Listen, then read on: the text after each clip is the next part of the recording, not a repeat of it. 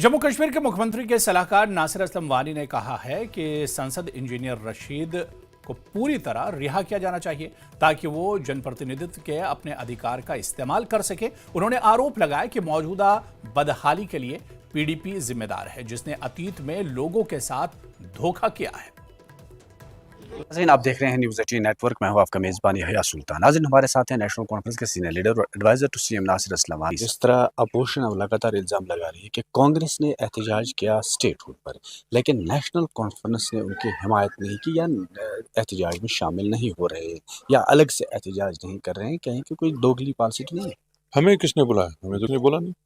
ये हमें लाजमी तौर पे ये बात सही है कि इलेक्शन हमने मिलके लड़ा, वो अलग बात है, लेकिन हमारी पार्टी का प्रोग्राम हमारा अपना है, उनकी पार्टी का प्रोग्राम अपना है। हम लोग परसों मज़ार शुहदा पे गए, हमारी पार्टी का प्रोग्राम था, हम गए, हमने उनको नहीं बुलाया। सगर उनको भी कोई गिला नहीं होना चाहिए।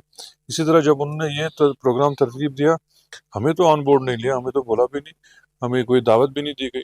बोला होता तो शायद ज़रूर हम शामिल होते, ऐसी कोई बात नहीं है। 370 हमारा एक मुश्तरका मिशन है हासिल करना, उसमें हम ज़रूर जाते हैं।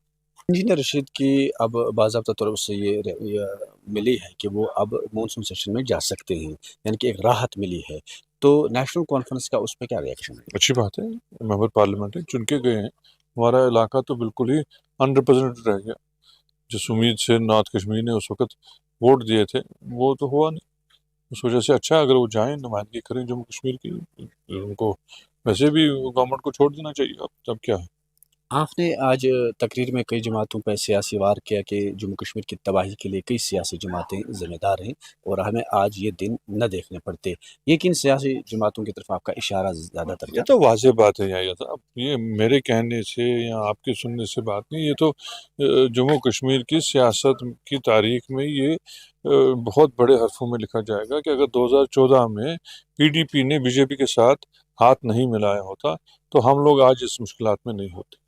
उन्होंने अगर हमारी इंटरनल जो है ऑटोनॉमी को जीएसटी के ज़रिए उस वक़्त ज़ख्म पहुँचाया होता, मुमकिन है हम लोग इस मुश्किलात में नहीं आए होते। अब बड़े-बड़े बातें वो भी करते हैं, उनको सियासी हक़ है बात करने का, लेकिन उनको पहले अपनी तरफ ज़रूर देखना चाहिए कि किस तरह उन्होंने हमको इस मुश्किलात में डाला, जिसका ख़मियाज़ा हम आज भुगते हैं।